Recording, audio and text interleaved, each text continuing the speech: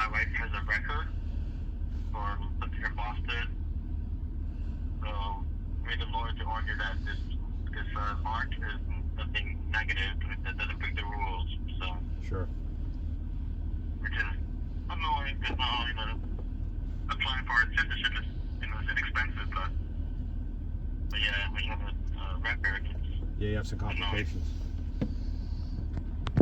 so. All right, so we have a lot of moving parts here. I mean, it sounds like you're going to have unemployment being processed. That's going to help you bridge the gap to your next employment, your next job. So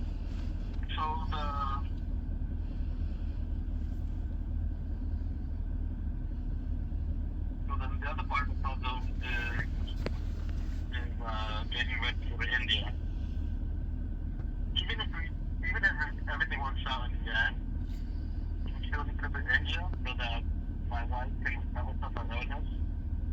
If she's someone disabled with chronic fatigue, fibromyalgia, but she also has liver problems. So if we go to India, we can treat the liver problems. And also get the help that we need to running the household. So let me ask you this, because I'm kind of playing back a couple of things you said. I haven't seen the property, and we haven't kind of gone over maybe some of like you mentioned some of the deferred maintenance items, but you mentioned maybe there was a world in which you rented this out. What if we were to reinstate the mortgage and then maybe make the payments, which is essentially taking you off the hook? That can kind of get you over to India, and we could look at something with some of the equity that you have and maybe structure a purchase through those means. And that gives you the ability to get the treatment that your wife would need out in India. It would get you off the hook here. We would be able to figure out something with the creditors. I mean, that's something we could definitely put our heads together and tackle with my team and take it from there and just kind of relieve all this pressure that you have.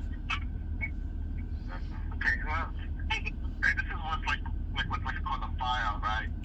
There's a lot of language for it, but essentially we would take over the payments of the property. We just call it buy it on a set of terms, just to keep it simple. I mean, there's a lot of different language.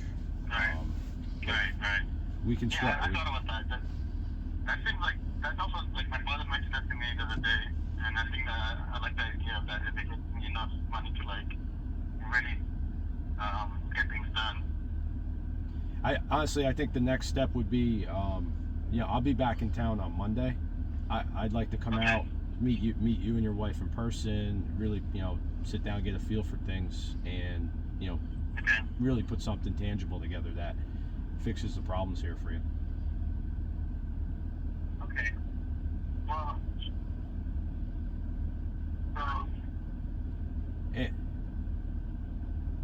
and I want to just add to that, and it could be done in a timely fashion, right? We don't have to put a rush on it, right? If you're out a couple months, that's totally fine too. It's not like it needs to be done immediately, right? You got time to make some decisions and get your affairs in order. So for me to get to India, one thing I have to do is apply for the Indian green card. Indian green card for me and my sons. Mm-hmm. And then what else is there? That's what I have to do. My son's passport is supposed to expire in January. And then figure out what to do with stuff. Must put it to sell or go away and put some important things in storage. And those are all things like the items, the household items and things. Those are things that I'm happy to assist you with. Okay. We've done that for many people over the course of time. And but yeah, so now you have a better understanding. And as for the creditors, I don't have any problem filing bankruptcy. Even if it ruins my credit, I mean it's really low as it is, but maybe the 300s, if I was pretty transient. Yeah. Well, let's look at that collectively. I have a team of people that are pros at this stuff get their eyes on it before we, because filing bankruptcy can mess things up for you in the future in terms of like credit cards and things like that. And if we can retain credit utilization into the future by, again, just fighting them back and pushing back on them, then we'll help you with that. Like we'll put some heat back on them. Too much money in loans. Like I owe 65. One creditor started suing for 65. I have an arbitration date in December. I have Discover suing me for $18,000 roughly. I think Citibank is going to sue me for $20,000 in a loan. Then I have another two credit cards. One is about $18,000. Now it's about $27,000. So let's put a list. Let's put a list of all of the creditors when we meet, so then we can kind of look at it. And then I have a couple people that I can reach out to that have dealt specifically with different creditors.